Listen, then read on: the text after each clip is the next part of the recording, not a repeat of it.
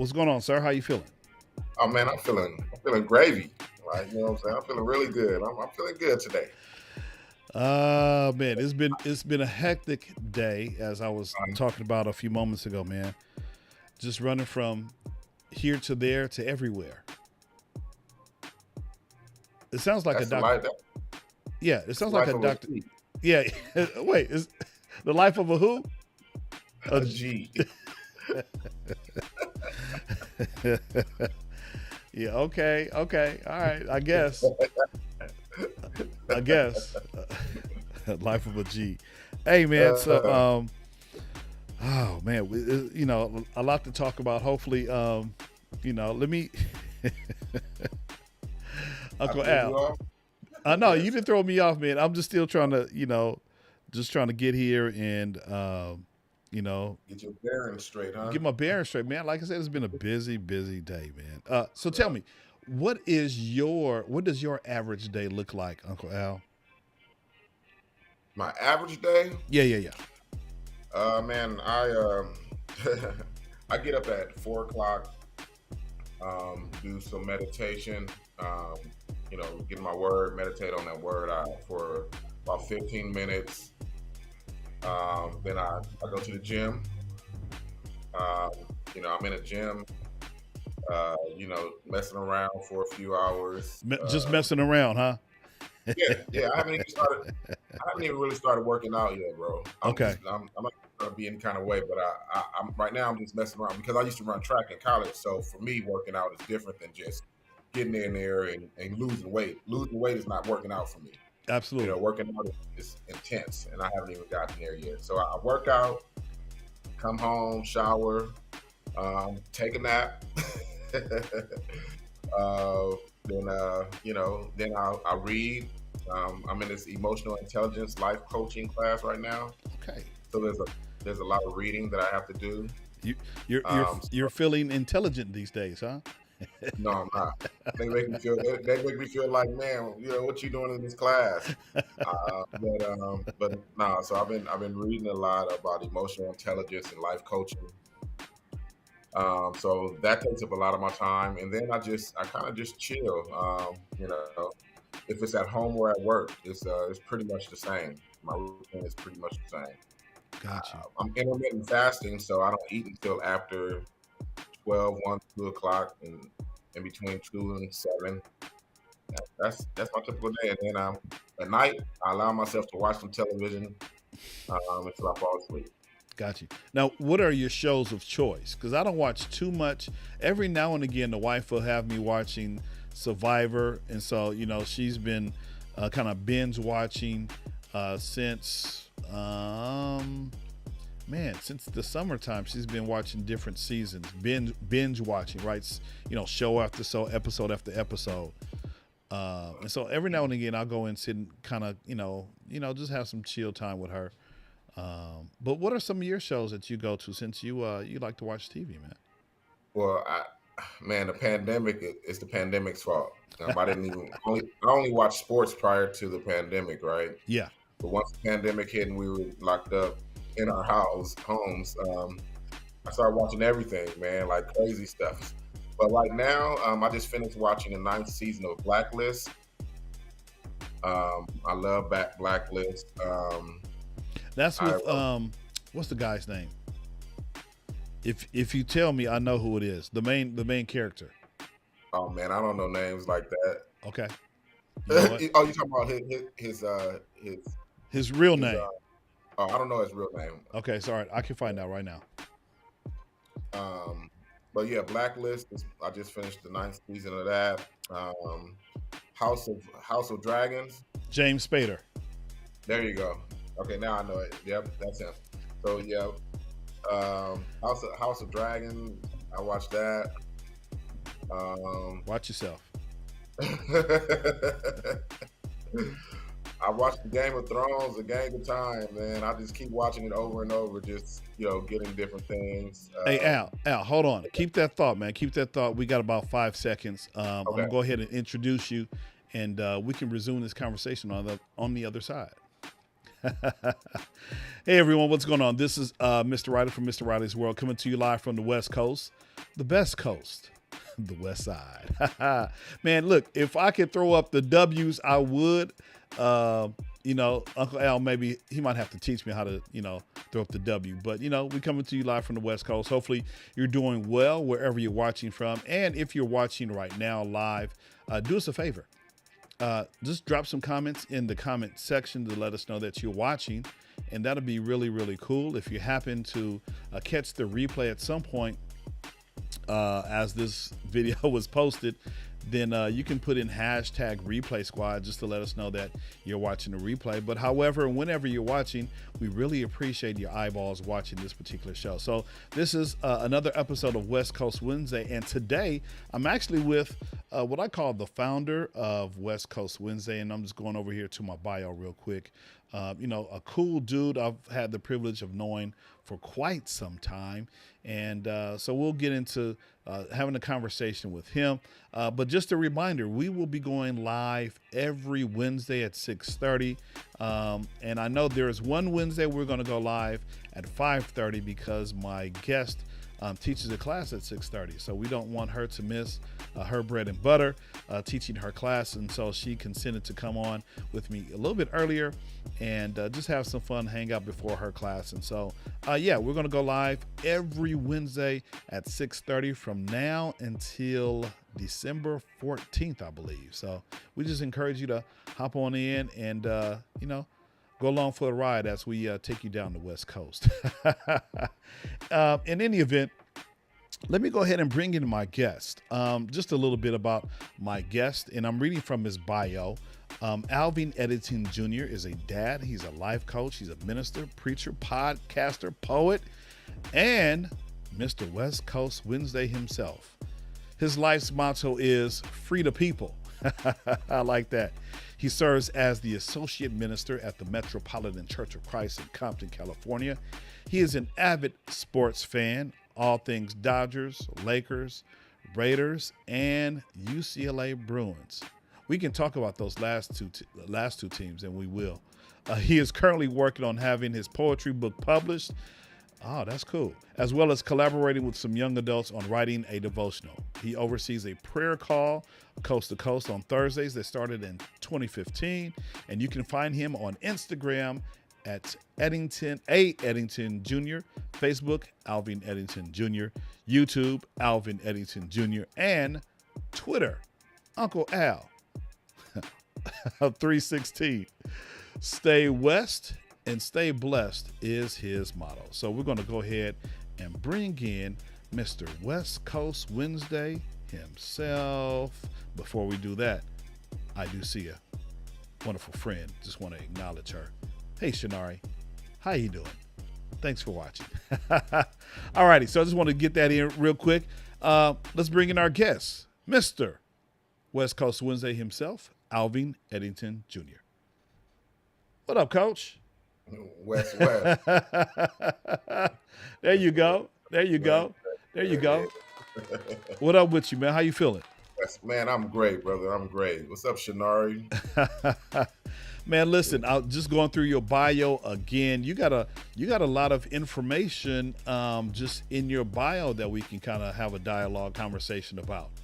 So first of all, we can start off with, being called Mr. West Coast Wednesday himself, man. And I think we might have talked about this last time we were on the show.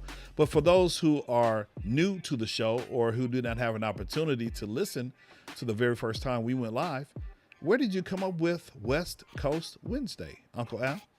Oh, man. So, K-Day had, they used to, on Wednesdays, they would play strictly West Coast Wednesday, West Coast music on Wednesdays. They called it West Coast Wednesday. This is, a few years ago. And so when I decided to start making videos of encouragement, I was like, I'm going to drop them on Wednesdays and I'm going to call them West Coast Wednesdays. That's how it happened. That's what's up. So you so I don't feel so bad now. I don't feel so bad. Because you took an idea from a radio station, kind of made it your own because they were playing rap, hip hop music on you said K-Day, right? Yeah, 93.5. Yeah. So you took that idea and was like, oh, I'm gonna drop some nuggets on a Wednesday and just call it okay. So I don't feel bad.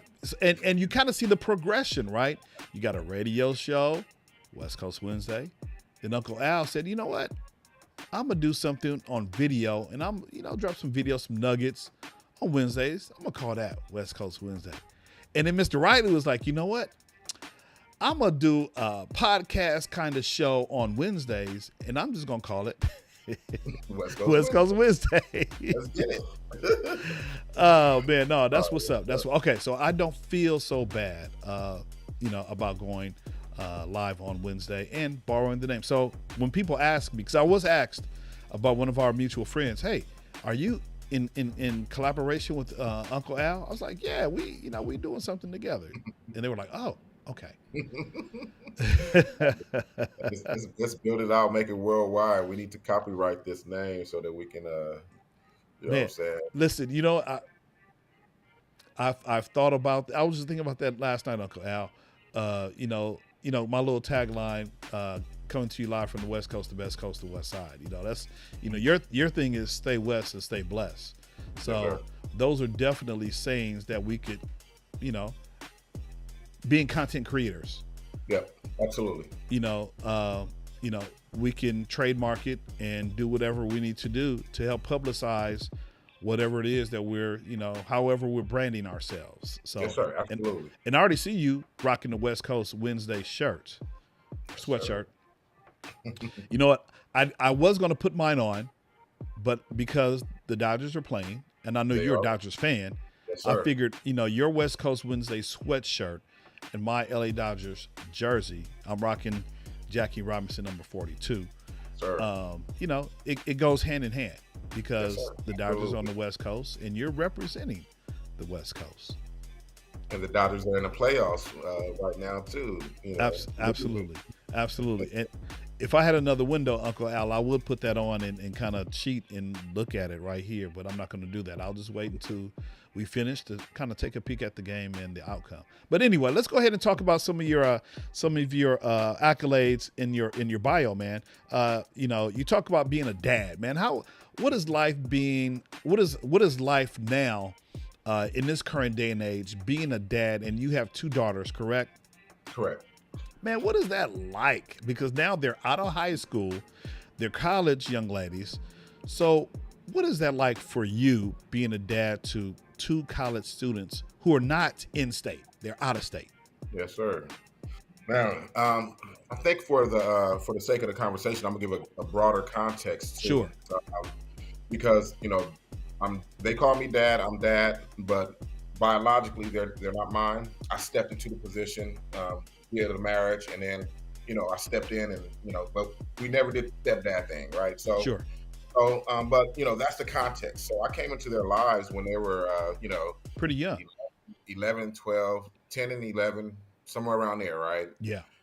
So to see them grow and to see our relationship grow, to see the struggles of it, starting off and like years of struggling to figure out what we're going to be outside of, Sabrina, and then to finally get to this place where we figured it out, right?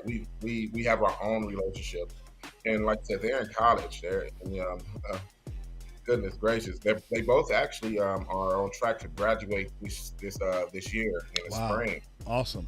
So I got to fly to Houston one week and then fly to Edmond, Oklahoma another week. So but man, how's it been for college age young ladies? How it is being a dad is always wondering where they are. I have one who stays in her books. She's pre-med, right? So she's always in the books. And then I have another one who's in Houston, and that's hey, she likes to party. Say less. Hey, right? And so so it's some concern and worry about that. I mean, being on college campus and doing all that kind of stuff and experiencing that myself. I just like, man, but she's been navigating it well over the past 4 or 5 years.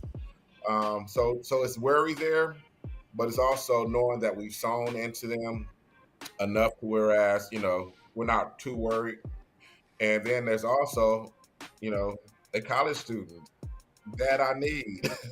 Dad, hey, Dad, what you doing? I'm not doing nothing. You got some money, So, but this past year though, or I'll say these past few months, we've grown in conversing about like spiritual matters, Mm-hmm. praying Mm-hmm. for more prayer requests that you guys need prayer for, because generally we just pray for our kid, Yeah. right? Pray for their protection, pray for their decision making. But this semester, I've been more intentional about what do you guys need prayer for specifically, and then making sure I'm engaging them with scriptures and reminding them of who they are in the Lord. So that's where we are right now. It's like they're growing and they're about to graduate from college and they're about to start this life. And man, it's just rough out there, man, without the Lord, man. Yeah. So I'm Yeah. just trying to make sure that I continue to sow into them and build off what they had when they were in the house, right? So, Got you. Got you. yep. Okay. So let's kind of backtrack a little bit because I'm a dad. I'm a dad of four, right? Three boys and a daughter. My daughter's the youngest. She's a sophomore in high school. So I'm gonna need some help because she's liking the little boys liking her. But I'm like, look, little boy, little runny nose, snotty nose boys. Y'all need to stay away from my daughter because Mhm. that's my daughter, Mhm. right? So tell me, how did you navigate just being a dad for your girls when they were in that pre-adolescent, adolescent, high school kind of age? I need a little advice to kind of deal with what's going to happen as with being a dad with a sophomore daughter in high school. Mhm. And I would imagine it's kind of some of the same situations that you're going through right now with your older daughters being in high school in terms of, Dad, kick me some kick me some cash, or you kind of worrying about where they are. So kind of walk me through a little bit, since you are, quote unquote a life coach, right? So just Right. kind of, but no, seriously, just kind of walk me through how a dad should handle, being that man for the daughter, but at the same time trying to guide her down the spiritual path as well. Man, that's an excellent question. So, um, first off, for my girls, man, see, you're blessed to have three boys and only one girl. So, so they, they let you know who they are before they start dating, Right. right? So, with my oldest daughter, I knew that she would want to start dating faster than my youngest daughter. Um, but she's just interested in relationships, and I just knew that. And so, for me, it was just telling her like, I'm gonna be honest with you, man. I was like, look, you don't need to be in anything serious or committed. It's too much, too much stress. You're in high school. You're not married. Like go out with whoever you want to go out with. And if somebody rises to the top and they meet, whatever criteria you have, and then they rise to the top. But don't lock yourself into one guy, right? And that sounds like, oh man, just I'm not telling her to go sleep with him. Like you dating, right? So because I knew if I pushed back on her dating, that was going to push her into it. So I understanding her context allowed me to be able to just navigate her high school journey in dating. And she didn't listen to me, and she decided to I'm going to date. Right. And she regretted it, Right. right? And I didn't come back and say I told you so, but just making sure I was there for her in those moments when she did need to say, well, why are guys so stupid? Yeah. I'm like, because guys, don't mature, as fast as girls. We can have that conversation. Yeah. So it's important for me to keep the conversations open. So to never be that guy who, I'm look, bro. I don't call them. I call the little boys by I don't call them by their name. If your name is James, I'm gonna call you Jack. Yeah. That was my little thing. That was the worst thing I did. Yeah. Yeah. The worst thing I did was, but I conversed with them or whatever. And so my other daughter, Danielle, I just knew, she wasn't. man, she barely like people. So I didn't worry about her, right? She's not as outgoing. Right. And she had a couple of dates in high school, but she didn't have a boyfriend in high school at all. But so, dating was cool. I don't advocate, boyfriends or girlfriends for that matter, because it just takes away from, the real high school experience Yeah. and the things that you really need to be focused in on. And you can be social without having to be in a relationship. But understanding your child is probably the most important thing in that. Yeah. Like, if you see something in her to whereas you're like, okay, she's gonna date, then be prepared for that. And not only be her dad, of course, but also be her big homie, put her up on some game too. Yeah. Before my daughters went to school, I gave them a talk like, look, these dudes, fresh meat. You know what I'm saying? I just had to be real. No, you have to. You got to be real. Right? Yep. So have real conversations. Like you're beautiful, you're gorgeous. Guys are gonna want you. They're gonna try to conquer you, conquest you. You're from California. You know what I'm saying? Like I gave the whole speech, and so stuff like that, man. Just having real conversations with them. These kids are grown up faster than we grew up, bro. So you have to have real conversations with them sooner than we probably would, when we were growing up. Yeah, no, that's good. And and going back to your original, your first statement, she has 3 brothers. Man, look. So they go to high school together, and the oldest, or not the oldest, the youngest son. I mean, I ain't really got to do. I don't have to do too much. Let me go to my professional standard English. Okay, I don't want to use the home language. I don't have to do too much because he handles it, right? One little boy was trying to holler at her. He's like, "Look, hey, you on the JV team? I'm gonna go ahead and, you gonna get tackled a little bit more than normal, right? So he kind of knows what's going on. Plus, he's been on the campus and he knows some of the reputations of the guys on the campus. So in terms of me kind of knowing, okay, is this a cool kid or if this is not a cool kid, he'll be like, Dad, check it out. He'll kind of fill me in, right?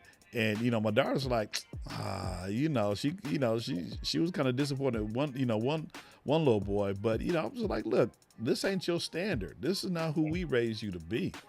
Right. And so having those real life conversations are very, very important from the very beginning, instead of just wondering, did she understand the mental telepathy? We're not super friends, right?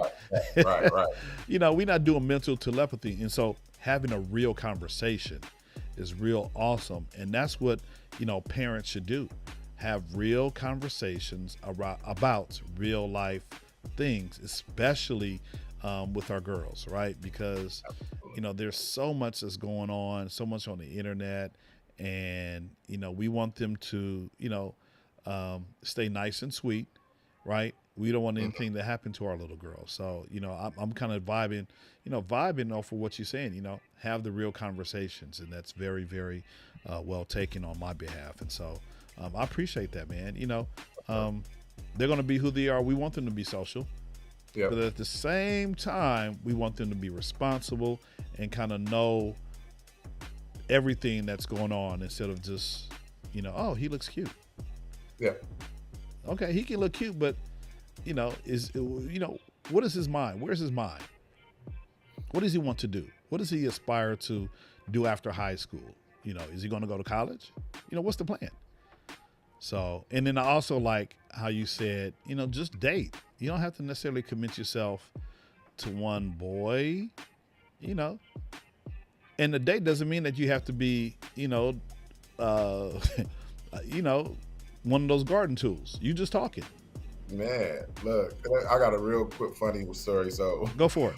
My daughter, the oldest one, when she took me up on that advice for a second, right? And she's like, Dad, now they're calling me a virgin hoe because I'm going out with people and not giving it up.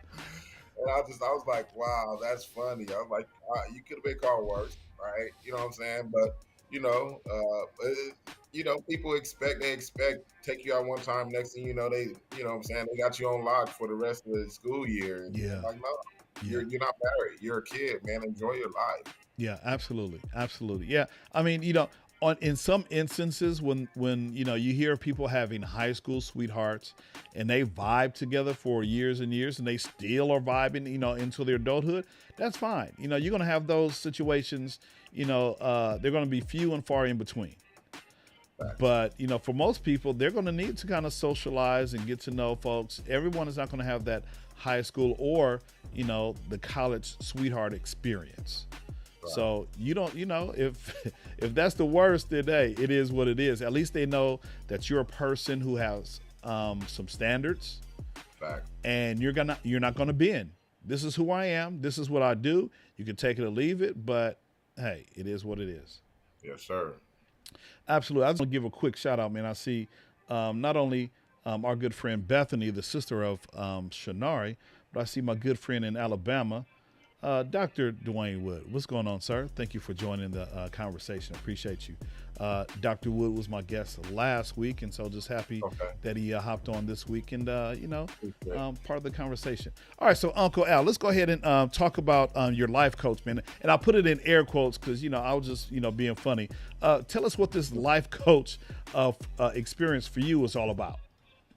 Well, to be honest with you, right now, I'm building my coaching resume by getting certified in different aspects of life coaching.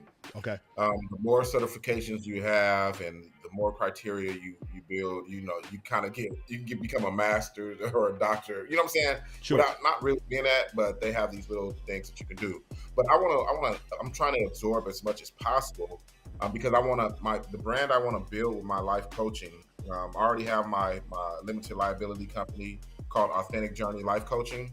So I want to have a plethora of coaches on my team and being able to send these coaches to different clients and being a connector, right? So it's all about the connections, right? Making sure I'm connecting people and dealing with everything from marriage to young adults to youth to emotional health to fitness to divorce to everything. I want to cover all those gamuts. So right now I'm building. What? Add content creator coach. I'll be funny. No, seriously. No, yeah. That's for real. But that is that is something that's going to be needed, going forward because everyone, like both you and I are both content creators, right? So I mean that is something that you might want to ask, at some point down the line. No, definitely, right? And so I mean, just a whole gambit of different things. And so as far as my current coaching goes, it's not what my projected future coaching goals are. But currently, I just maintain. I have a client. You know when I say that. I have a primary client, and we do a dual thing with my client. We're sober companions and life coaches. Gotcha. So we help them walk through life in their sobriety, and we coach them on just various things that come up throughout their day. Got you. Now, okay, so let me stop right here because both Uncle Al and I, we're just laughing because sometimes I'll hit up Al, be like, "Hey, dude, what you doing?" He'd be like, "Oh man, I'm hanging out with my client." Right? Am I telling the truth? So that's why he's laughing. That's why I'm over here chuckling. It's like our inside joke. Be like, "What you doing?" "Oh, I'm hanging with my client."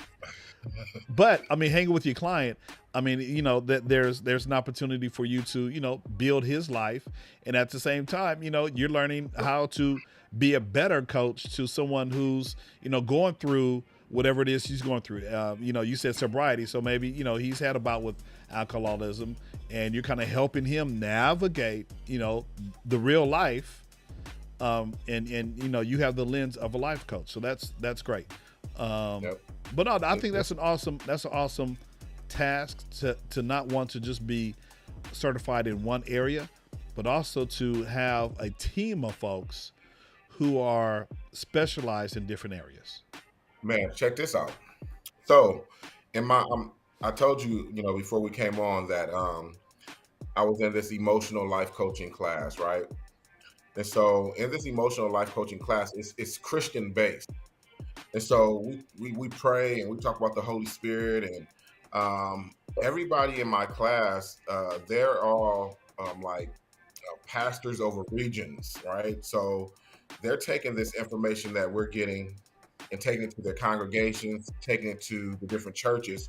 And so part of my idea and plan is like, look, man, you know who we are in our context as far as our church. But we need to have different spots where we have coaches come in and coach our congregation. It's really discipleship. That's what coaching is. I'm not your counselor. I'm not your therapist. I'm gonna coach you. Yeah. And I'm gonna lead and guide you. I'm gonna throw you a lob. I'm gonna tell you, give you some different things that you can do. But really, you got to figure this thing out for yourself. Yeah. But we have to unpack some things in order for you to be able to build some things. So yeah, man, I'm looking forward to what that's going to look like. I think it's going to be in spaces that are going to be different. You don't see life coaches going into the church saying your pastor needs or your minister needs a life coach. And ministers need life coaches, bro. Absolutely. That's a real fact, man. I mean, ministers and church leaders, those folks need to be ministered to as well, right? They can't always just give. There has to be an opportunity for them to just sit and listen and learn and be able to have the dialogue, because they might be going through struggles as well, and not all the congregants need to know. Right now, you can have some accountability folks, i.e., like you said, your life coach who kind of knows who's going to kind of help and pray and kind of guide you. But at least you have, the big A word, the accountability factor. Facts. Right, which is really, really necessary, especially when you talk about clergy, going out. I mean, it's needed, it's necessary, and man, that's helpful to folks who are, doing what they need to do to inspire others. You lead the congregation, you need sometimes just to sit and have somebody pray over you instead of you always praying over somebody else. Literally. Like the rate of suicides amongst pastors, ministers, people in clergy over the past few years has gone up, right? Yeah. And so that's because, and as a minister, that's because we don't want to burden people with our stuff, but we're like, give your burdens to us, like we Jesus, right? Jesus said, give me your burdens, right? We're like, no, you give us your burdens, right? Right. And as a life coach, I'll be like, yo, stop taking all them people's burdens, bro. Tell them to teach them how to take their burdens to Jesus. Yeah. Oh, that's great ministering. You're not God, right? You know what I'm saying? You can't figure it all out. You can't fix it all. All you're gonna do is worry yourself to death. Yeah. Right. Yeah. And when you can't fix it, they're gonna blame you. Right. Yeah. So don't take that on yourself. Because get this, the preacher is not the Holy Spirit. Man, not at all. Right. I mean, he's going to help. He's going to give you some word. He'll drop a word every now and again. When folks go, he'll drop a word. Right. But the song says, take your burdens to where? To the Lord. Lord. Right. And so no, that's an awesome fact. Awesome fact and awesome way to minister to ministers, because folks need they need some respite as well. Yes, sir. Absolutely. And then I'm looking at your bio here, podcaster, man. What's going on with the pod? Where can I find your podcast, man? What are you talking about on your podcast?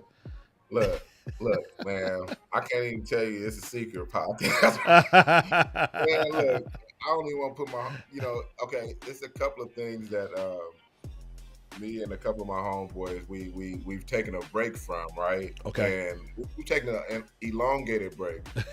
And we need to figure out, how we're going to get back in these streets, man. Sure.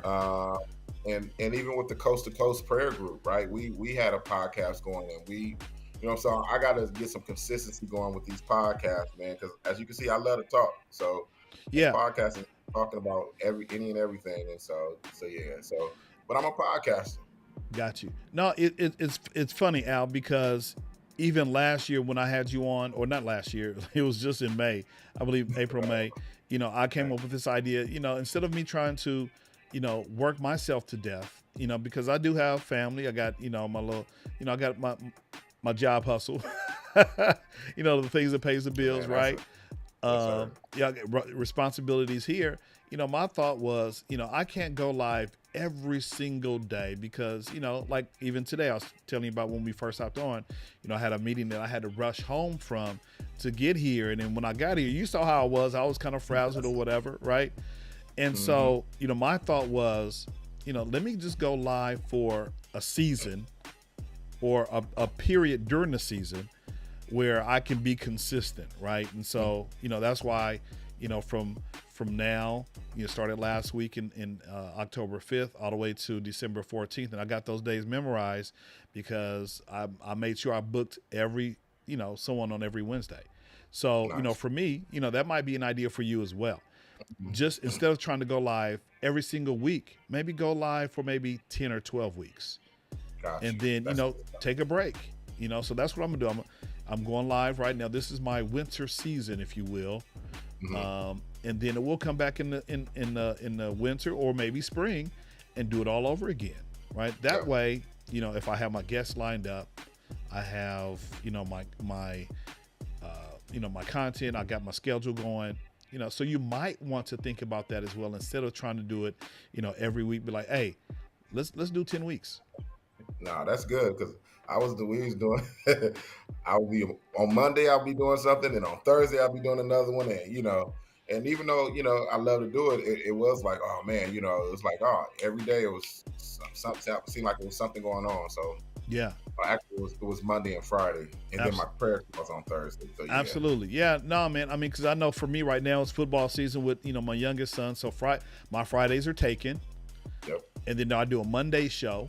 Right. And then I have this show on Wednesdays. So I got something going on Mondays. Okay. I got something going on Wednesdays. I got something going on Fridays. So, right. So it's, and then I have my friend here. I have my friend Chocolate Twist Yoga talking about Mr. Riley. Would you please do your Kwanzaa broadcast? So now she's asking me, which is not a problem. Kali, shout out to Kali. Kali's actually going to be one of my, I'm trying to figure out if she's going to be my last guest or my second to last guest, because I do have the 21st open and that's December 21st. But yeah, Kali's going to, so no, absolutely. I mean, that's something, that I love to do. I love my little Kwanzaa, and maybe this year we can add some guests to my Kwanzaa celebration. So, who knows? But yeah, something to think about, Al, just to kind of, since you're coaching other folks, I feel like. No doubt. See, content creator coach, for real. Like still no, seriously, bro. Like people are doing that. Like I got people who hit me up, like, I see your stuff on IG and have you thought about podcasting, doing your own podcast? And I'm a podcast coach, so there's people out there doing it. And I have a confession. Because the last time we met, you told me to send you some stuff to kind of make your. So Uncle Al, when I finish tonight, that's what I'm gonna do. All right. Okay. Hey, I forgot. I wasn't gonna bring it up because I forgot, but yes, sir. No, I remember. I remember now. No. Yeah. So okay. So now are you referring to your podcast with Vince? That was one of them. Okay. Yeah. And then I had another one where it was called Straight Talk No Chaser. Okay. And that one was we talked about everything that was political stuff, race stuff. It was all everywhere. over the place. Got you. So so yeah. Okay. All right. And then someone said you're a poet. Now I ain't never heard Uncle Al drop any bars, but really? Evidently you're writing a book, so you got some bars to drop. I might. So I was okay. No, but wait. I'm not gonna put you on blast right now, right? Oh, okay. But I'm ready. You were ready. I was. Oh, okay. Well, I mean, I could just give you the whole.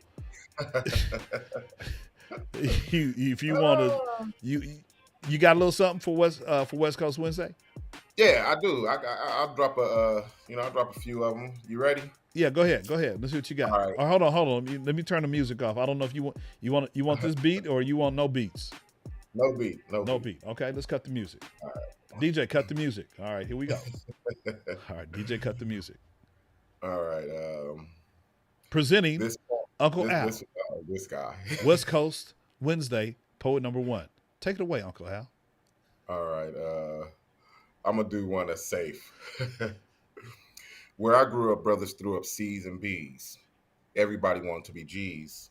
And the only time I seen a brother on his knees is when he was handcuffed by the police. Life in the city of browns and blacks, blocks and blocks of liquor stores, hotels, churches, and crack. Me, I grew up at Vermont Square Park, where only the hoodsters could visit after dark. 40-ounce bottles and my role model, smoking weed and getting all we would need to never leave but to always follow. Generation X because we were misunderstood. Generation Next is why. Why is everything so messed up? Mama dressed up and nowhere to go, so now she's stressed up. Or should I say blunted out? And now you wonder why I have a blunt in my mouth? 15 years old in no direction, so when I get an erection, man, a baby boy, I knew nothing about protection. 5 years later, I'm kicking with Chris, my dog, smoking on a blunt up at Venice, checking out my reflection. My reflection, my life, my reflection, my strife, my reflection, my hood, my reflection, no good. All right, there you go. That's something right there. Man, look at Uncle Al. Look at Uncle Al. What you doing there, sir? What you doing, sir? Let me My give you. bad. Man, Uncle Al, where you been all this time, bruh? You been Man, quietly lurking man, in the shadows. man, I've been writing poetry since I was a teenager, man. Man, Yep. that was pretty dope. Thank you. Yeah, that's like 20 years old. Wow. Okay. Yeah, a Wow. little bit long, yeah, a little bit longer than 20 years. Man, look. So you know, I live or not live. I work over there near, right down the street, next block over from Vermont Park. Is it really that hood over there? After dark? Not anymore. I went over there the other day.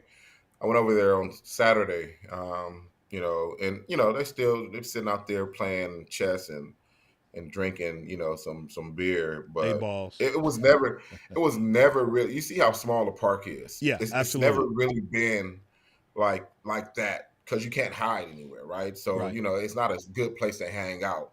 We mostly hang out at people's houses. Not, I mean, they mostly hung out at people's houses.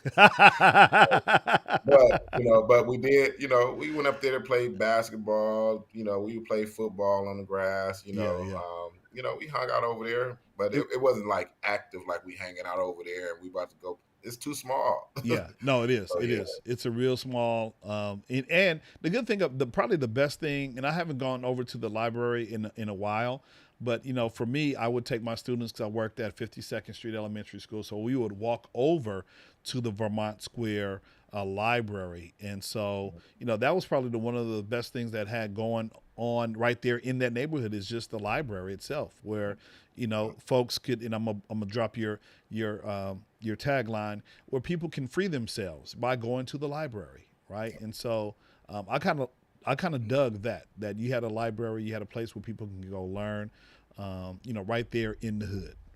yeah, yeah, man. Look, and it's funny.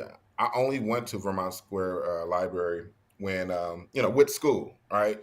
And so as you become an adult and you look back at it, it's like, man, I didn't, having this in the hood, in the middle of the community, was special, man. It really was, and I just, I pray that the parents in that area now take advantage of it because we do know that in books we can find freedom.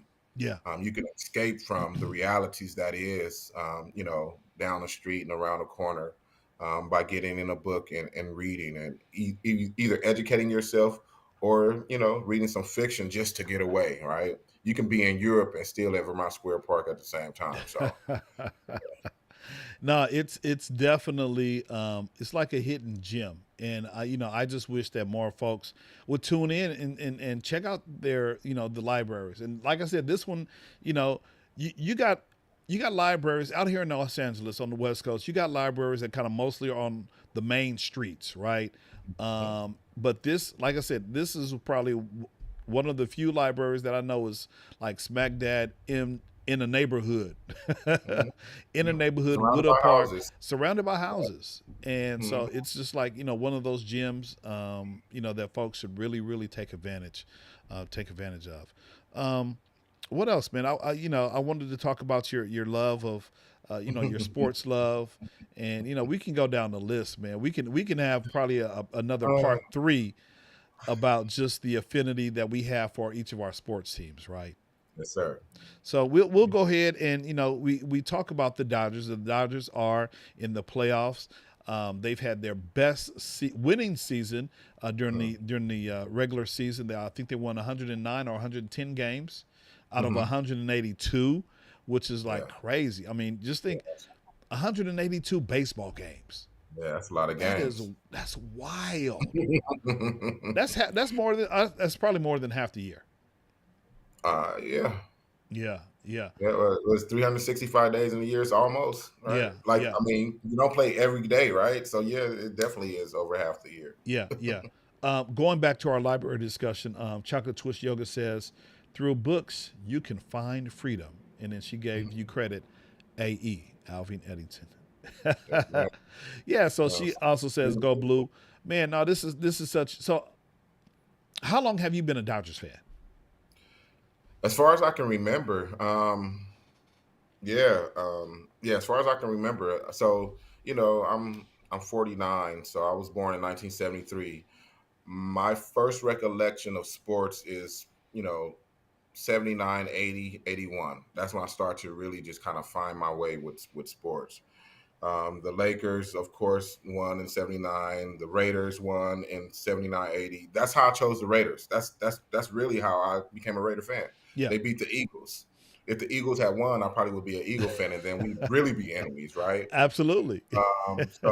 So the Dodgers, my dad is a sports fan, so Hmm. I got it from my dad. Hmm. Even my UCLA affinity, my dad liked UCLA, and that's why I picked up UCLA, as my squad to roll with. With primarily it was basketball, but then I'm like, I'm gonna do one, I'm gonna do them all. But Yeah, so I want to say I'm the '80s, early '80s Dodgers fan. absolutely. Uh, Chocolate Twist Yoga says, them Raiders ain't loyal. Man, hey, leave me alone. I don't even want to talk about it. But Ooh, wee. man, think about it though. Think about it, man. I mean, that's probably one team that I can remember in my lifetime. They've been at least to three or four different places, right? So Oakland, of Yeah. course. Then they came to Then Los to LA, Angeles, and then then they back to went back to Oakland. Oakland. Now they're in Vegas. They tried to come back to LA, man, but y'all didn't want them here because we too rowdy. Listen, We too hey, rowdy. Yeah, them Raiders ain't loyal. but their fan base is definitely loyal. 100%. 100%. That's what we will say. But no, man. Just going back to the Dodgers thing. Let's stay on that for a hot second. I can remember going back. I had one of my friends, his grandfather. He would always take us every now and again, and so those were some of my formative years, or formative memories about going to Dodger Stadium, right? With Hmm. him, and then of course, being a dad. I would take my kids, and then even now sometimes when my kids are in town, Cy, when he was in town, we rolled out to the Dodger game. A couple of years ago for Father's Day, I wanted to, my thing is just I just want to go to the Dodger game with my family, right? Hmm. Just kind of something simple, and that's what we all did. We got some nice tickets, sat on right there next to the bullpen, right? And Cy had he didn't catch. Let me see, did he catch a fly ball? Um, Somehow we got a ball. Okay. We got a He, ball. he probably went down there and talked to the little girl at the what I'm saying, Nah, the young nah, lady nah, nah, catching them nah, shagging the balls. Be like, hey, what I'm nah, saying, keep nah. the boy apart. Yeah, I can't remember, but we did get a ball. But I mean, I love the Dodgers. Not even I'm not even gonna play that I'm an Angels fan. Not even from that side of town. Nope. We strictly blue and white over here, and so much so I am. Let me see if I can pull it up. I have a painting that I saw And I'll show it here. I think I can show it to you guys. I have a painting that I might purchase if I can find it. Did I close that tab? I got so many tabs open. Y'all don't laugh at my tabs. Okay, so while I'm finding my particular picture, tell us about the affinity for the Raiders, man. Because I hear that you're a Raiders fan, right? Did we lose you?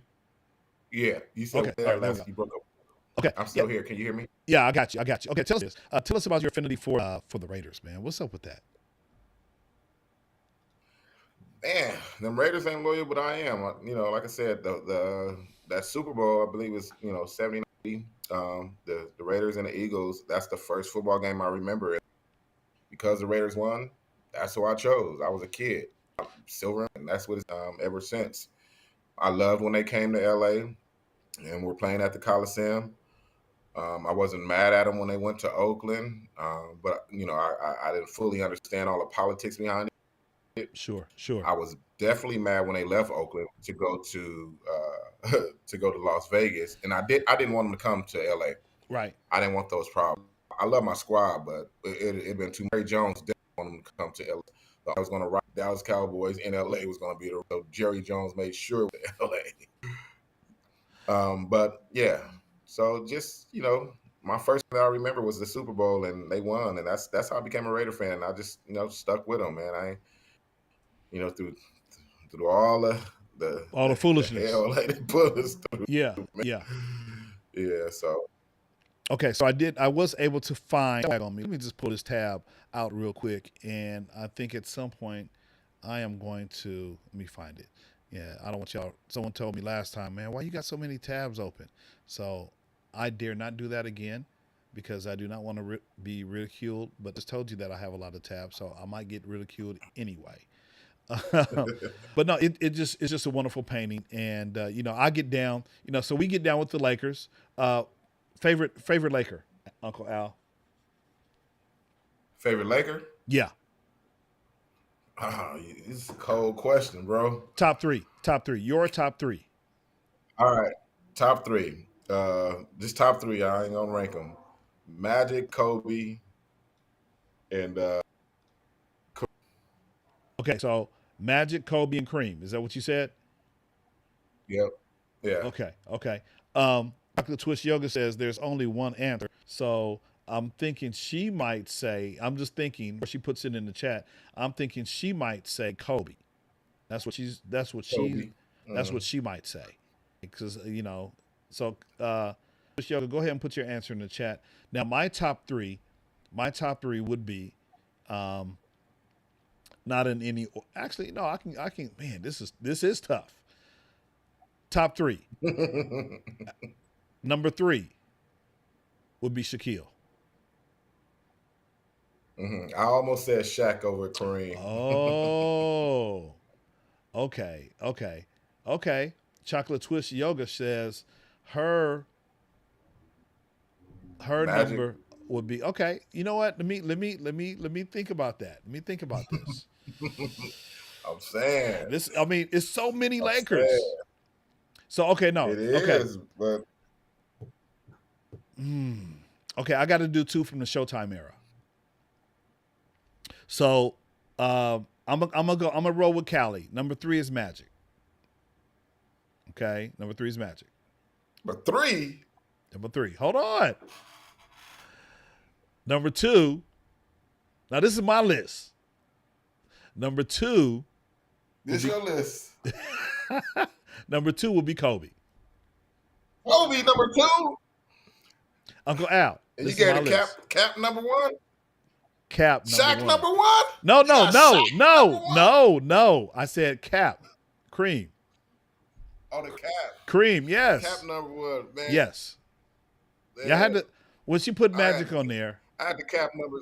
Yeah, now you man. I don't know about your list, man. Even though we had the same people, I still don't know that order, bro. Hey, it's my list.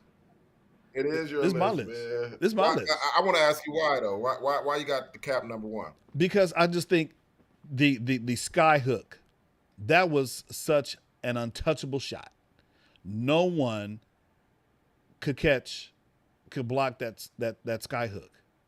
I mean, it was unstoppable. and then he just now I know, those other cats dominated, but this dude, being an All-American, going to UCLA, props to UCLA. We talking about Lakers. We ain't talking I about got the you. UCLA, Hold on. the New But York, then, the Milwaukee Bucks. hey, when he came to the Lakers, man, he helped us win 5. Am I correct? He got 5 too, right? Mm-hmm. So I'm just saying. Mm-hmm. I mean, he was just, no one could. He was just undefeated, and then those goggles, man. Those goggles created all kind of mystique. I mean, yes, he did look like a sleaze stack, but that was the and there was all this mystique behind Kareem Abdul-Jabbar, and even now, in his later days, I mean, just his ability to write and expand and expound on different topics, unrelated to basketball, it's just unreal.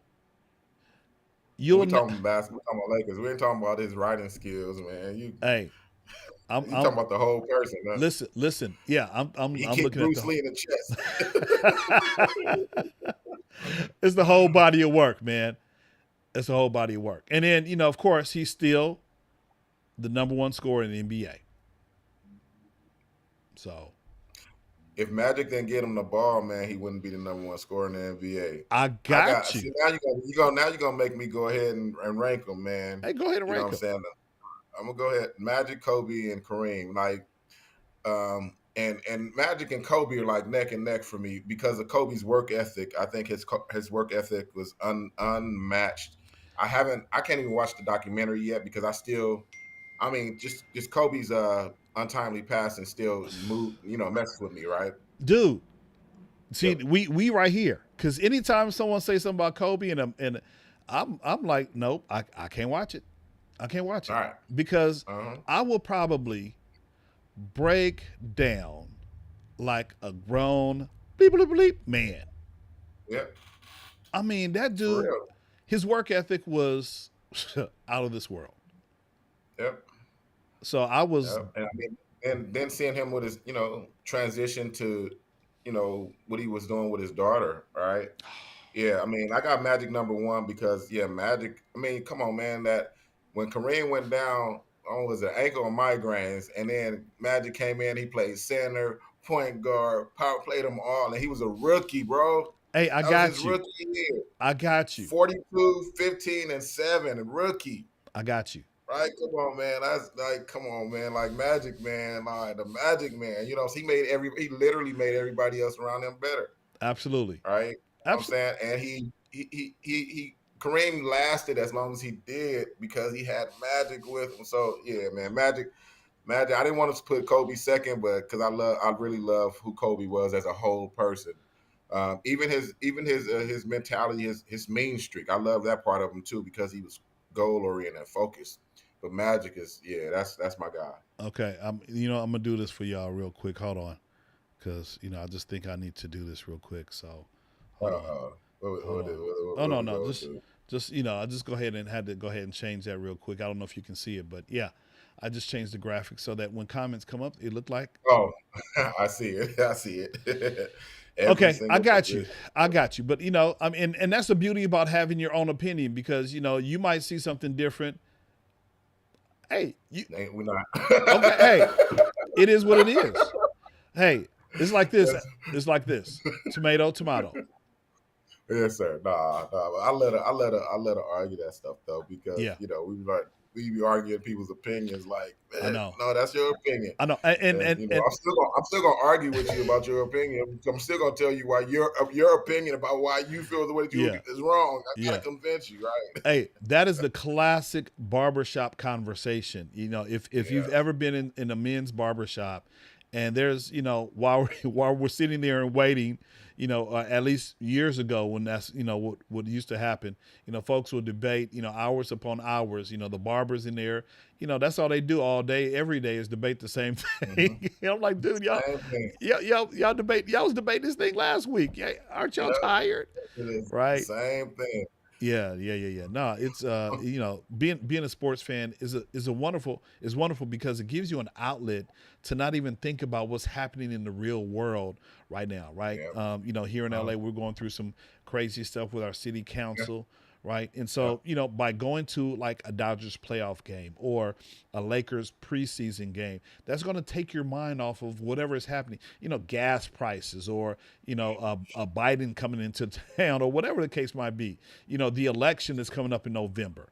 Sports is a Yeah. wonderful outlet for us to kind of just think, we're in our nothing box, right? All we have to do is just sit, get a ticket, watch these guys bounce a ball, hit a bat. I mean, use a bat to hit a ball. Catch a ball if it's football. Yeah. It takes our minds away, and so we need that.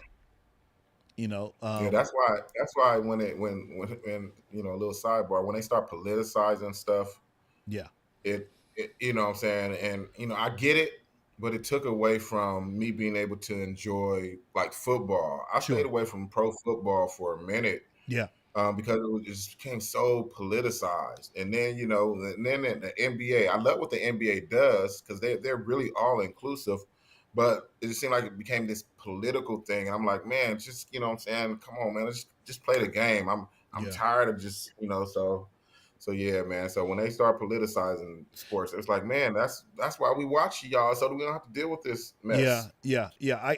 I definitely agree, man. It's like a two-edged sword because you want to know if the players are all in, but at the same time, what if a player doesn't have Black Lives Matter on his jersey? Does that mean that he's not for Black lives? It's like, okay, sorry, you don't have anything Mhm. on your jersey. What's going on, right? What is your I mindset? don't own I don't have a Black Lives Matter shirt either, or Right. No, nothing. but I got Right? you. You know what I'm saying? Like, Yeah, but nobody's gonna, what I'm saying, it's not highlighted. It's like, what I'm saying, it's like just go just play basketball. Just play basketball. Yeah. No, I got you. I got you. No, that was just to your point about politicizing, what's going on in our communities. But I think during that time, especially right there, after COVID and, those, uh, They were in a bubble. you know, well, going back to, one of the things that kind of sparked it, the George Floyd thing, I think that Mhm. was, that was letting folks know because folks were like, hey, he shouldn't have took, whatever. Like, no, dude, this man got killed because an officer stepped on his neck or held, Yep. just like, really? That's not, Yep. that's, so, um, man, so Man. you got to say something. It's like we Yeah. frustrated. Yeah. Like I mean, and they make more money than me and they smarter than me, but if the league is going to do something, after that George Floyd thing, collectively as a league, then the owners and everybody come together and we're gonna put out a commercial or something like that. But I'm just sorry, I don't need it all over the courts, and I don't need y'all to put peace on your back and say, no, go show me some peace. Yeah, Right? yeah, Like, what I'm saying, it's real easy to put something on your jersey and put something on the floor. yeah, But what are you guys actually doing to, that's what I care about. What are yeah. you guys doing behind the scenes, right? Absolutely. What are you guys doing in these impoverished communities, right? Where I mean, James, bro, look, I've been watching how basketball has been moving in the high school and AAU ranks over the past few years. And the Crenshaws, the Manuels, the Washingtons, the Fremonts, the Dorseys, they don't get they don't get all the good kids are transferred out to all these better places for them, but these schools in the inner cities are like getting killed, and a lot of these young men who may have had a chance to make it now don't even really get a chance because their squad is just horrible, right? Yeah, So I'm seeing something like these well-off parents, no shade at them, but they kids are have a better chance to now even making in the NBA. But when we were growing up, it's like anybody from the hood could have made it, right? Any kid from the playground could have made it. Now it's like it's turned into this elite. I'm sorry, this is my soapbox. Turned to this elite sports. Starting because it's expensive. no, it is. It is. Basketball and baseball are expensive Yeah. sports. You know what I'm saying? So it's kind of like and they got trainers and everything, bro. I'm like, you got a trainer? You're like Listen, 12. listen. It's not only those two. It's just about all of the Mhm. sports, right? I mean, but I know that's like that's a lot of those three are the top three sports that are played in the hood, right? You can see my air quotes, but yeah, I mean, so yeah, folks are leaving, and you just mentioned baseball and basketball, but no, it's happening in football too. Folks are going out. Oh yeah, modern. Folks are going out. Oh, I live in Gardena, but I'm gonna go to St. John Bosco. Yep. Now I know that's a choice, right? Because that's not a neighborhood school. You paying for that, but still, if you got somebody paying for it, somebody paying for it, right? Last year, went to a football camp with my son, UNLV, right? And so we went there. We was talking to one of the dad parents, and he was just like, "Yeah, man, you should, bring your son out over to Inglewood." I'm like, "Well, we like Inglewood." And Inglewood, last year they had a resurgence. They, they got pretty good, right? And so he was just like, "Yeah, I live in Redlands." Okay, now yeah, you know what Redlands is. Yeah. Redlands is about on a good day, probably about an hour and a half with no traffic. Yep. Okay. Yep. All the way, that's east of Los Angeles. So he's traveling in the morning. He would wake up, he travels his son or brings his son all the way from Redlands, California, right? All the way to Inglewood every day so that the boy can play football on the Inglewood Sentinel football team. Instead of going to the neighborhood, I'm just like, man. But because Inglewood is, they're connected, they're being connected by, with the NFL teams in the city, it's just like, okay, you're getting sponsorships or whatever. But yeah, so it's crazy that folks will do to, leave their own and go somewhere else. Yeah, that's real crazy, yo. Like leaving. I understand why you would leave Redlands. Truth be told, we get it. Yeah, but to go all the way to Inglewood, that's crazy. Every day. That's what he said he would bring his son in.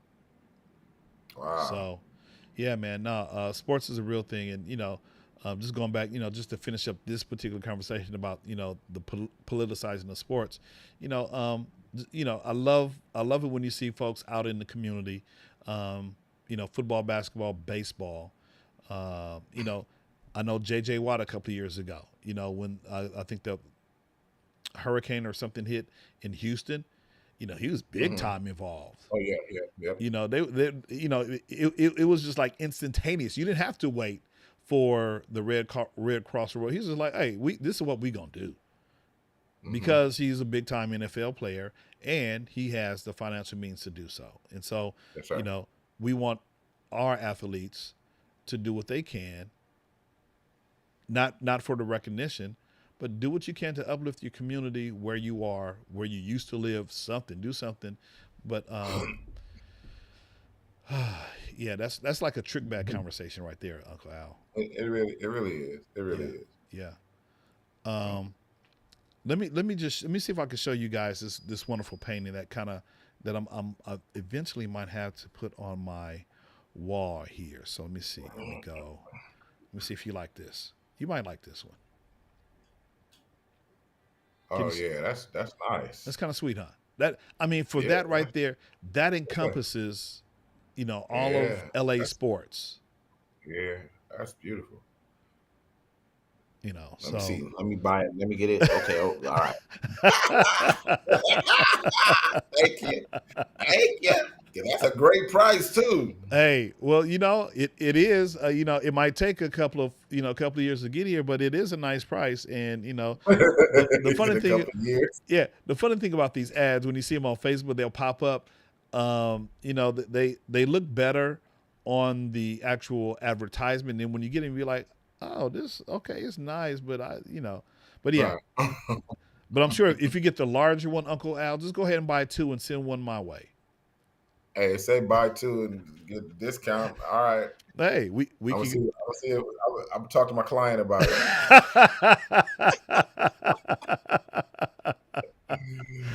Oh man, Man, you crazy. You crazy. All right, man. It's getting kind of closer to witching hour. I said about, we would go at least 30 or 40 minutes, man. We've kind of gone way past that.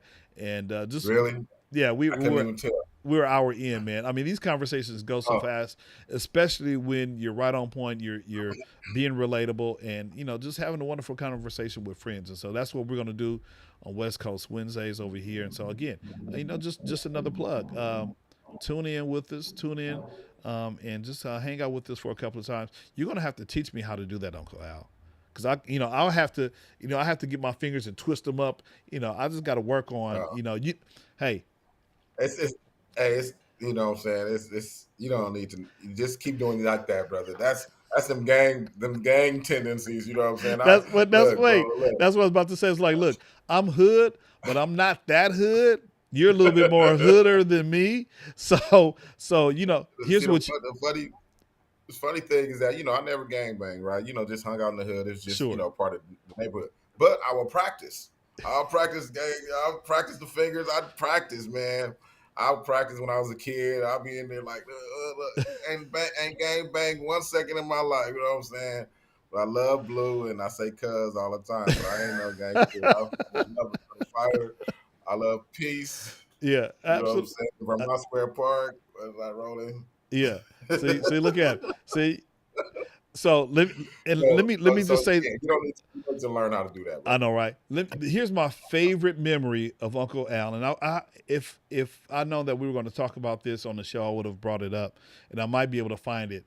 Uncle Al visited the Capitol building, Uh, and Uncle Al, go ahead as I'm looking for this clip, man. Go ahead and just give us the context of why you were. Was it in the Capitol building? yeah. Okay, go ahead and give the context of why you were in the Capitol building, and then you can tell us what you did. And hopefully by then, I should have the video of you doing what you did back in the day. So go ahead, take it away, sir. All right. I'm gonna give you full screen too. There you go. So I went to Washington D.C. as a part of a cohort of pastors. See, So Pepperdine, it becomes even more funnier. right? So it was a cohort of pastors, and we were going to Pepperdine, and part of the Pepperdine experience in this cohort was going to Washington D.C. for a week, and a part of our tour, we had a exclusive tour in the state capitol. I mean the United States Capitol building, and man, I just felt compelled. Man, I was like, I'm here, man. I'm just gonna go ahead and sea walk a little, man. I gotta, you know what I'm saying? You could take the boy out the hood, but you can't. So I went ahead and walked a little, man. And yeah, man, man, I'm crazy, man. I'm wild for that one. Yeah, I'm quite yeah. sure it's the Oh, there it is. I got it. I got it. I got it. first time, and maybe the last time. You got it. Oh, Yeah, I got it. I got it. I got it. Okay. you good at what you do. Oh, wait, wait. Okay. man. Okay. Let me hit replay. Okay. So if you don't know what sea walking is, sea walking is a way that gangsters kind of boogie, right? Am I kind of correct, Uncle Al? And it, Uh, let me and give you a little bit more. well, So look, it's commercial right now. It's commercial, so people do it. But back in the day, man, if you sea walk, you had to be ready to fight or get shot because you were representing your territory. You were letting people know you were Crip, and then you were also spelling out like your hood. It's so much more complex than what people think it is. yeah, But yeah, now it's a hood dance. It's a neighborhood dance now. yeah. It's more universal. So if you type in sea walk, you'll see a whole bunch of rappers, especially like West Coast rappers. WC, Ice Cube, probably rest in peace, or Coolio. You'll see a whole bunch of West Coast rappers kind of do the sea walk right now. So Uncle Al, he did the sea walk at the nation's capital. So this is what my man did. Now, Pepperdine is a prestigious university out here on the West Coast. So A a Christian Christian, university. a prestigious Christian university. And so he's traveling with some pastors, and I did not know that. And so he Yeah. decides, yeah, see, Chocolate Chips Twist Yoga, she says, Serena Williams got a mean sea walk. Absolutely. And not only Uh, Serena Williams, Uncle Al has one too. So let's check it out. uh, Now, there's no sound to it, but you should be able to see Uncle Al get his yeah, I didn't boogie need on. no music. I didn't need no music. I didn't need no music at all.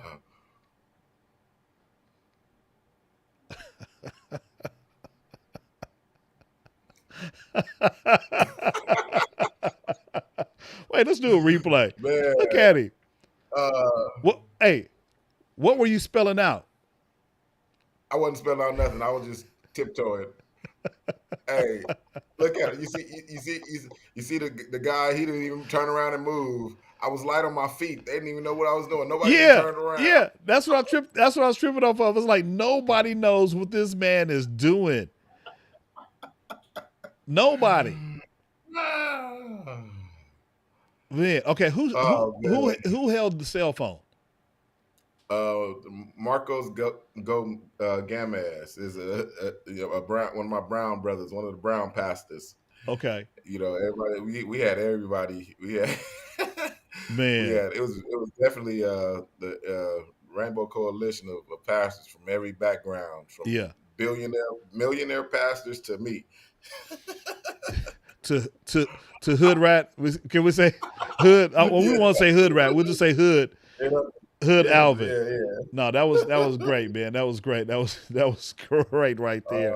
Yeah. I just had to. How this guy find all that? And like I thought you was gonna find it. I couldn't find this guy. Pulled it up. After all, hey, I am a content creator. I didn't have it on my YouTube. It's not on my YouTube page. I didn't put it on my YouTube page, did It's I? on your Facebook page, Uncle It's on my Al. Facebook page. Yes, sir. Hey, Oh all I man. just did is did a search for videos. I mean, but you got so many videos, especially as it relates to your talks on West Coast Wednesday. So, Yeah. maybe next, we were supposed to talk about one of your West Coast Wednesdays, and maybe we can finish our conversation up with West Coast Wednesday. West Coast Wednesday, at the beginning of the show, we talked about his daughter transitioning, or he was talking about his daughter. But a couple of weeks ago, I think it was just last week, you were talking about on your West Coast Wednesday broadcast, your that you post on your Facebook page, you were talking about transitioning. And so just kind of give us a brief synopsis of what your West Coast Wednesday looks like from week to week. And then tell us what you talked about in particular as it relates to transitioning on your last West Coast Wednesday. Okay. Man, I'm getting older, Jimmy. You're gonna have to. All Oh, right. So, how do I come up with West Coast? How do I come up with West Coast Wednesdays?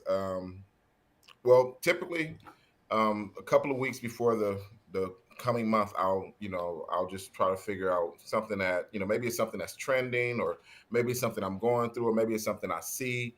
And I was like, all right, we're going to talk about that. Like last year, at this time, we dealt with domestic violence and breast cancer awareness, right? So, because it's Domestic Violence Awareness Month and Breast Cancer Awareness Month is October, so my West Coast Wednesdays were geared towards that.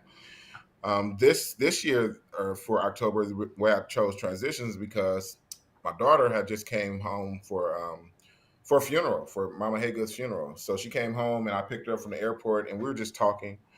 And we were talking about, we're transitioning. She's, her final year of college, and she's like, man, this transition, like, what is it going to look like for me to be in the workforce and me to be working on my master's, and what is that going to look like? And it's just a little scary for her because it's unknown, right? Because yeah. transitions are, the transitions that we can prepare for are scary. Imagine the transitions that we don't even know that we're going to go through, right? And so she's going through that transition, and I'm going through my own transition. And so we were just talking about that, and I was like, you know what?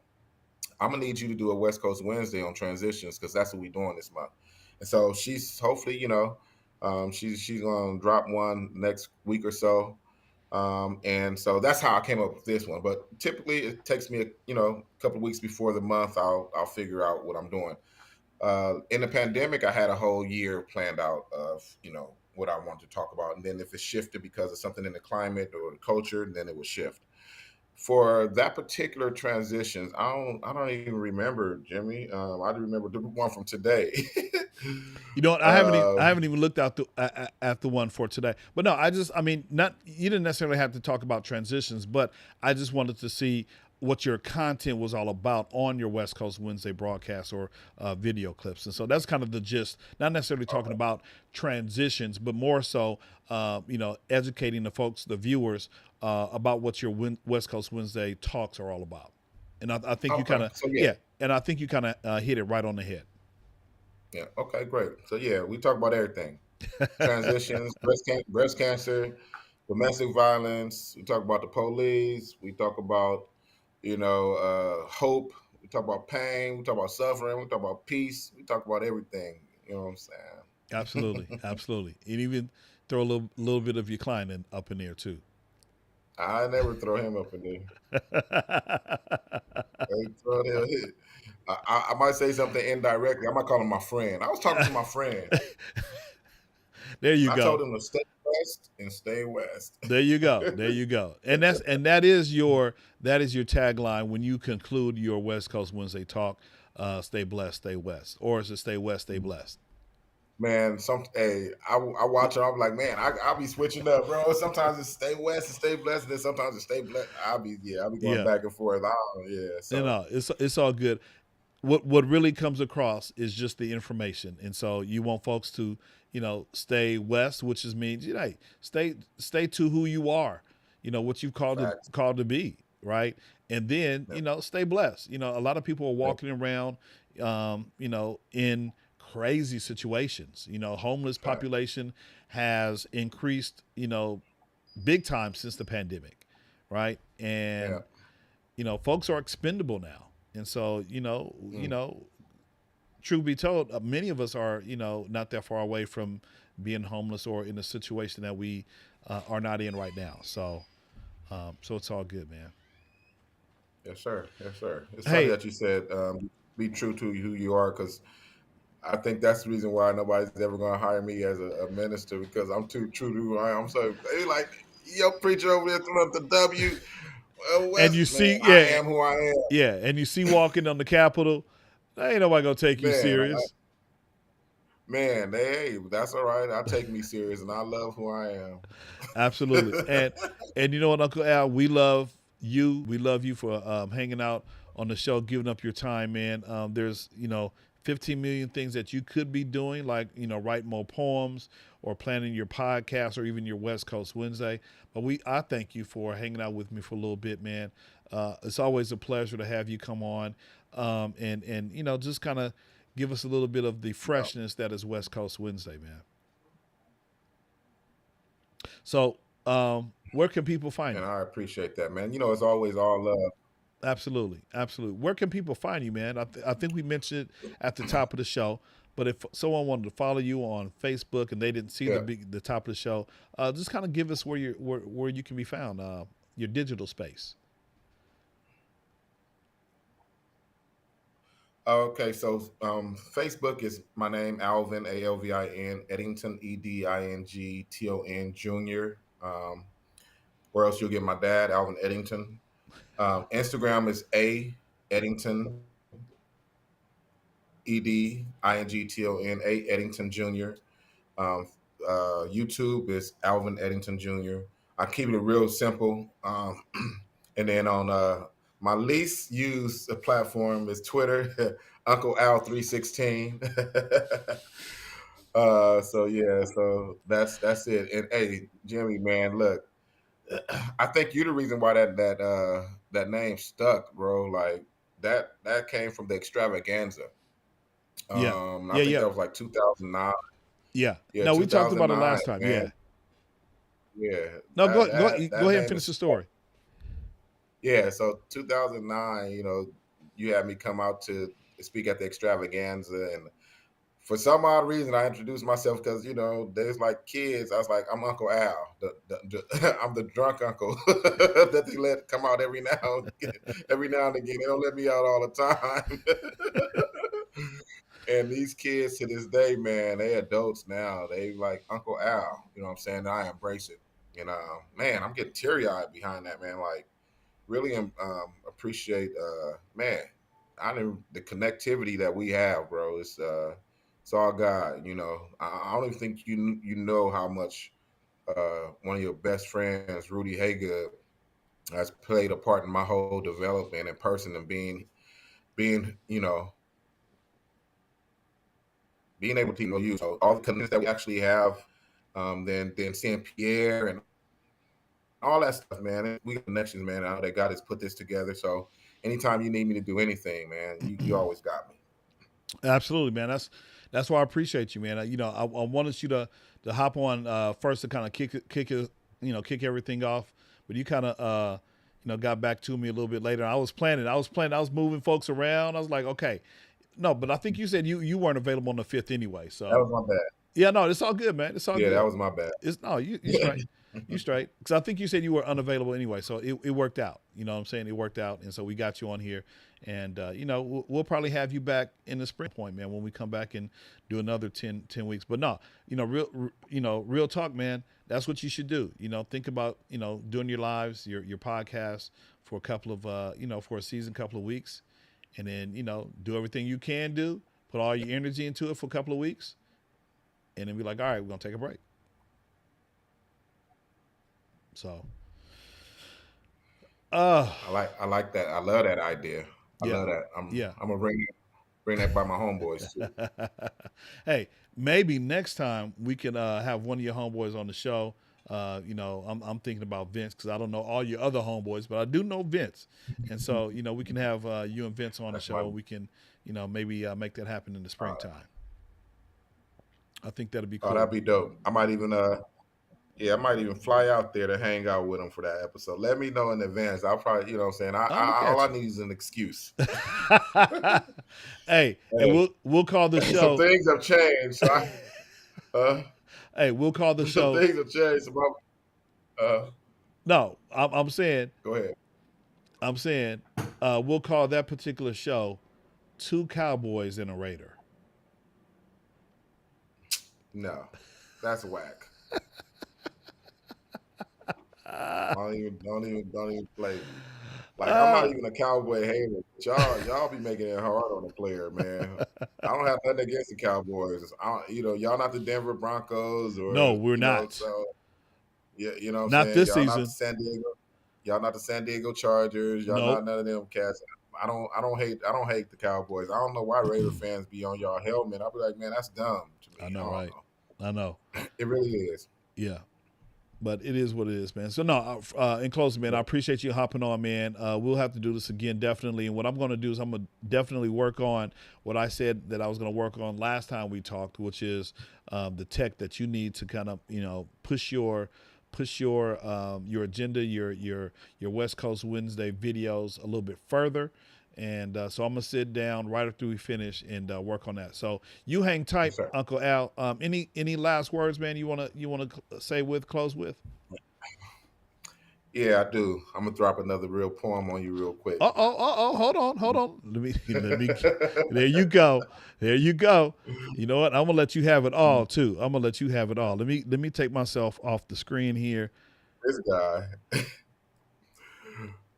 So be looking forward to this poetry book I got coming out. And this poem I wrote when I was 17 years old. It won't be in the book, but it's the first poem I ever memorized. And I did it for a creative writing class.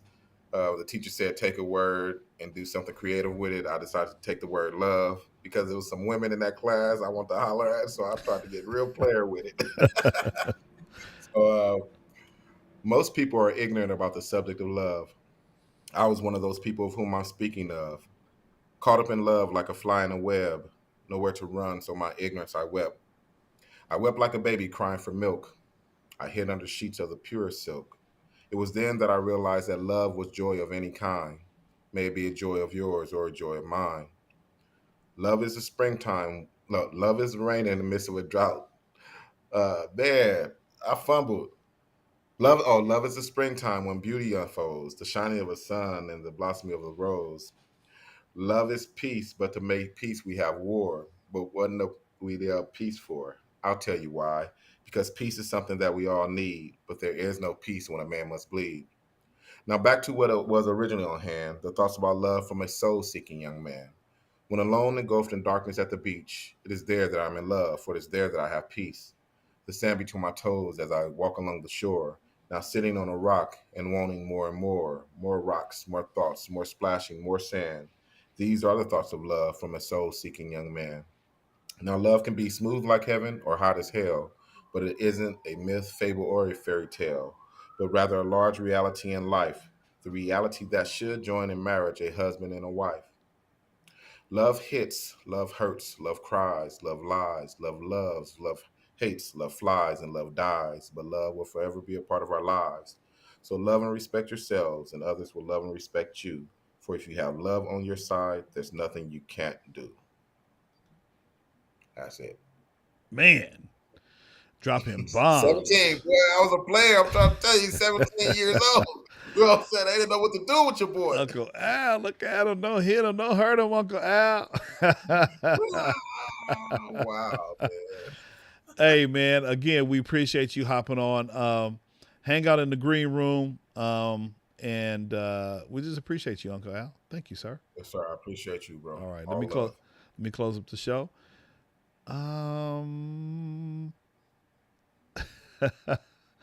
If I can find, here we go. All righty, man. Wonderful time hanging out with Uncle Al, not Uncle Al, Uncle Al, Alvin Edington, my dude, my friend, and just being a poet, talking about podcasting, and just talking about how he had to sea walk over in the nation's capital. Just a wonderful, lively conversation. I just appreciate him hopping on again. And you can be a part of the conversation next week. We'll be going live as well. Same bat time, same bat channel, 6:30. And so if you have some free time, we encourage you to join us. And I think that's all I got. So this is Mr. Riley signing off from the West Coast, the best coast, the West Side. Thanks for watching, and we'll see you next week.